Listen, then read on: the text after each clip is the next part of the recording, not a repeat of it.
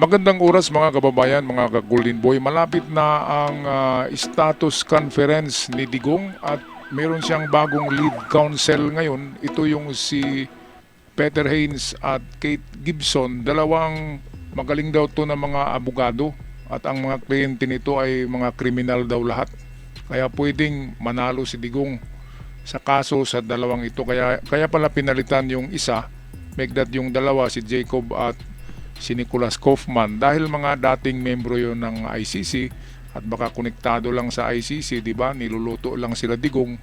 Pero sa dalawang ito, hindi ito konektado sa ICC at ang kanilang mga napanalong kaso, ang kanilang kliyente ay mga Kongolese na pawang mga kriminal, mga kababayan. Kaya meron tayong balita dito courtesy ng Frontline at atin kilalanin mamaya kung anong mga achievement ng dalawang ito na new legal counsel ni Digong sa ICC. Narito ang video. Pinangalanan na po ng International Criminal Court or ICC ang bagong lead counsel ni dating Pangulong Rodrigo Duterte. Siya po ang British lawyer na si Attorney Peter Haynes. Ayon po sa dokumentong inilabas po ng ICC Trial Chamber 3, papalitan niya ang nagbitiw sa kaso ni Duterte na si Attorney Nicholas Kaufman. Siya rin po ang dating presidente ng ICC Bar Association na may 30 taong karanasan bilang isang manananggol.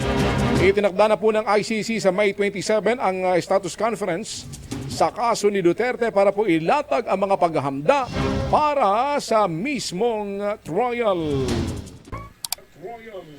Okay, so atin kilalanin itong mga bagong legal counsel ni Duterte sa ICC. Una, itong lalaki, si Peter Haynes, ay veteranong British barrister pala ito. Peter Haynes, itinalaga bilang bagong abogado ni dating Pangulong Duterte sa ICC.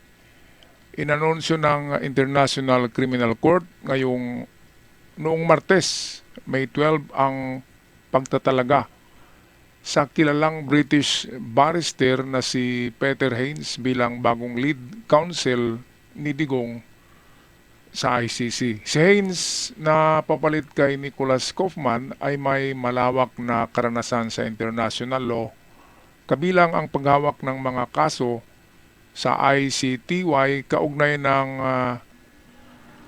ng Srebrenica massacre at ang matagumpay na pagpawalang sala kay dating Congolese Vice President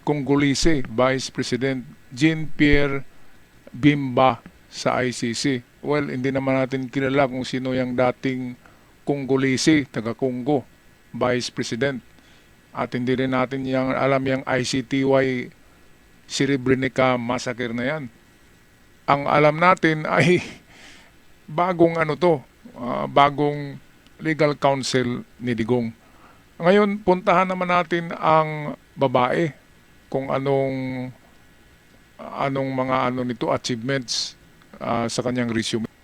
Okay, so ito si Kate Gibson, parang Amerikano ang ang kanyang apelyido. Associate Counsel ni Duterte sa ICC. Ito'y presidente ng Association of Defense Counsel. So nagiging presidente siya ng Association of Defense Counsel. Nirepresenta sina Ugandan warlord Joseph Kony, Rwandan warlord Basco Naganda, dating Central African Republic Minister Maxime Mukum, at Congolese, karamihan pala ng nila, mga taga-Congo, mga kliyente. Congo politician Jean-Pierre Bemba sa International Criminal Court. Talagang magkasama pala itong si Peter Haynes at itong Kate Gibson dahil pareho yung nila talagang partner tong dalawa. Pareho yung kanilang mga kliyente, yung mga taga-Congolese na mga kriminal. Naku, ang mga pala nito, mga kliyente noon, mga kriminal nitong dalawang ito. At mayroon pa siyang pangdagdag sa achievements niya. Itinalaga bilang legal consultant sa UN Independent International Fact-Finding Mission for Myanmar. nagtapos ng Master of Law para sa International Law sa Cambridge University. Amerikana nga pala. Kate Gibson. Magaling na hindi pala ito, hindi ito konektado sa ICC, hindi dating nagtatrabaho sa ICC, hindi katulad kay Nicholas Kaufman at yung kasama ni Nicholas ay parehong nagtrabaho dati sa ICC. Itong dalawa hindi pala. Ang mga kliyente pala ng dalawang ito ay parehong mga kriminal, mga taga-Congo, Congolese, mga kababayan. Okay, so atin na lang abangan mga kababayan, mga ka-Golden Boy, kung anong mangyayari sa May 27 status conference sa kaso ni Digong. Ay atin matunghayan itong dalawang bagong legal counsel ni Digong.